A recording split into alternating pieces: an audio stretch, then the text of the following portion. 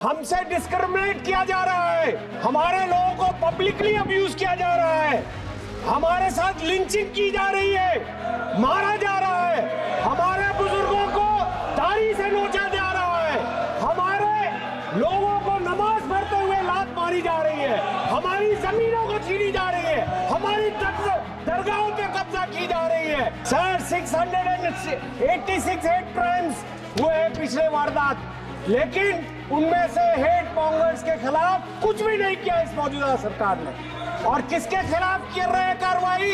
उनके खिलाफ जो विसल ब्लोअर हैं, उनके खिलाफ जो न्यूज देते हैं, सोशल मीडिया कहता है। संभल में हमने देखा जब लोग नहीं मिल रहे तो प्रशासन ने गोली चलवाई। कांग्रेस सांसद डॉक्टर मोहम्मद जावेद ने संसद में कहा, पिछले 10 सालों में हमने देखा पहले दंगे हुआ करते थे, अब दंगे मैन्युफैक्चर करते हैं, दंगाई बुला के भेजते हैं। संभल में भी हमने देखा जब लोग नहीं मिल रहे तो प्रशासन ने गोली चलवाई। अब हम ये बर्दाश्त नहीं करेंगे। हमें अपमानित किया जा रहा है, हमारी लिंचिंग की जा रही है, हमारी दाढ़ी खींची जा रही है, हमें नमाज पढ़ते हुए लात मारी जा रही है, हमारी जमीन छीनने की कोशिशें चल रही है, मस्जिद दरगाहों पर कब्जे किए जा रहे हैं। डॉक्टर जावेद आपने नाम लिया, मैं हिंदुस्तान का एक प्राउड मुस्लिम हूँ और मुझे शुक्र है कि बाबा साहब अम्बेडकर ने और हमारे पूर्वजों ने एक बेहतरीन तोहफा दिया है, और वो तोहफा है कॉन्स्टिट्यूशन ऑफ इंडिया, जिसके वजह से आज हम अपने आप को महसूस समझते हैं,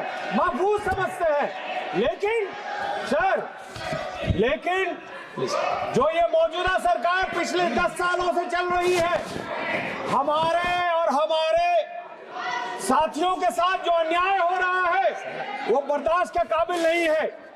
आज हमसे डिस्क्रिमिनेट किया जा रहा है, हमारे लोगों को पब्लिकली अब्यूज किया जा रहा है, हमारे साथ लिंचिंग की जा रही है, मारा जा रहा है, हमारे बुजुर्गों को दाढ़ी से नोचा जा रहा है, हमारे लोगों को नमाज पढ़ते हुए लात मारी जा रही है, हमारी जमीनों को छीनी जा रही है, हमारी दरगाहों पे कब्जा की जा रही है, हमारे बच्चों से एक ऐसा शब्द बुलवाना चाहते हैं जो नहीं बोलते, और नहीं बोलने के कारण उस पर अत्याचार होता है।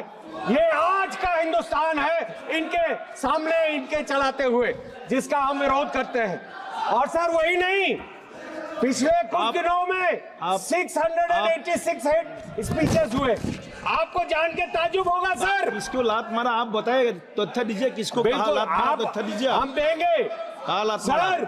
नमाज पढ़ते वक्त दुनिया ने देखा, ताजुब है आप छुप गए देखने के लिए। सर 686 हेट क्राइम्स हुए हैं पिछले वारदात, लेकिन उनमें से हेट मॉन्गर्स के खिलाफ कुछ भी नहीं किया इस मौजूदा सरकार ने। और किसके खिलाफ कर रहे हैं कार्रवाई? उनके खिलाफ जो विसल ब्लोअर हैं, उनके खिलाफ जो न्यूज देते हैं, सोशल मीडिया कहता है। मीडिया तो बिका हुआ हम सब जानते हैं, इन्हीं के कंट्रोल में है। लेकिन और वही नहीं, हमारे ट्राइबल्स के खिलाफ उनकी जमीनें, उनकी फॉरेस्ट छीनी जा रही हैं। 10,000 से ज्यादा केसेस दिए गए उनके। सर हमारे 2011 के सेंसस 2011 के सेंसस के हिसाब से 12.2% मुसलमानों की आबादी है। और आपको जान के ताजुब होगा कि 54 मिनिस्ट्रीज में 11,131 ऑफिसर्स में मुसलमान सिर्फ 171 है, जिसका परसेंट 1.6 है। यहाँ हमको जो हमारे हिसाब से मिलना चाहिए वो नहीं मिलता।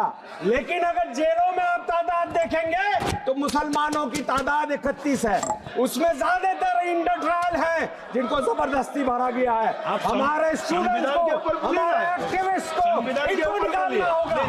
पिछले 10 सालों में हमने देखा, पहले राइट्स हुआ करते थे, ये अब राइट्स मैन्युफैक्चर करते हैं, लोग बुला के भेजते हैं। और अब संभल में हमने देखा जब लोग नहीं मिल रहे तो प्रशासन ने गोली चलवाई। हम ये बर्दाश्त नहीं करेंगे। हम ये नहीं जानते कि ये कब समझेंगे कि संविधान सबके लिए है।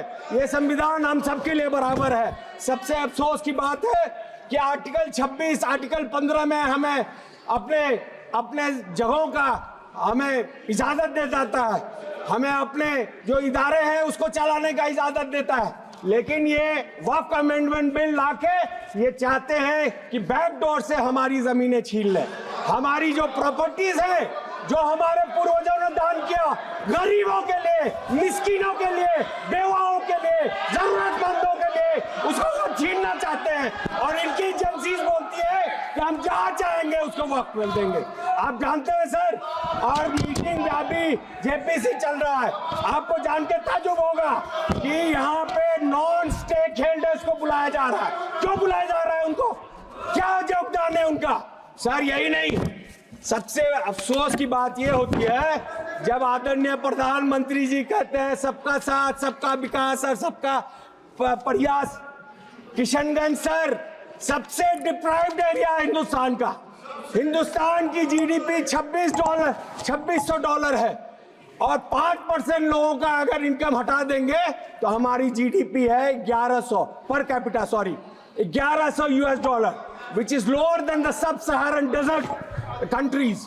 और वहां पे बिहार का लाया जाए तो $750 है। तो आप अंदाजा लगाइए, और उसमें भी सबसे पिछड़ा इलाका है जो किशनगंज और सीमांचल है। पिछले 12 साल से मैं गुहार लगा रहा हूं। आदरणीय मंत्री एजुकेशन जी, होम मिनिस्टर अमित शाह जी के पीछे बैठे हैं, पूछिए उनसे कितना दर्जनों बार हमने गुहार लगाई। जो यूपीए सरकार ने, मनमोहन सिंह जी ने, सोनिया गांधी जी ने तोहफा दिया, आप उसमें अभी तक क्यों फंड नहीं दे रहे? धन्यवाद जी। क्यों कहते हैं कि हमारे अभिजीत गंगोपाध्याय जी, आप चाहते हैं कि सिर्फ हम मजदूरी करें? सदस्य अभिजीत गंगोपाध्याय जी, चाहते हैं कि हमें तालीम मिले? आप समाप्त कीजिए। क्या आप नहीं चाहते कि हिंदुस्तान के ग्रोथ में हमारा? अभिजीत गंगोपाध्याय जी।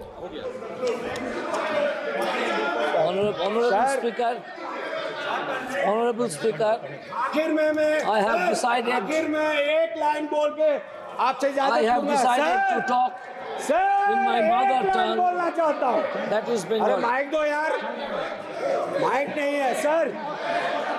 सर आप कंटिन्यू करो। वो जलाते रहे हमारे आशियाने। Sir we are together in JPC. वो जलाते रहे हमारे आशियाने, हम बनाते रहेंगे मोहब्बत के तराने। जय हिंद।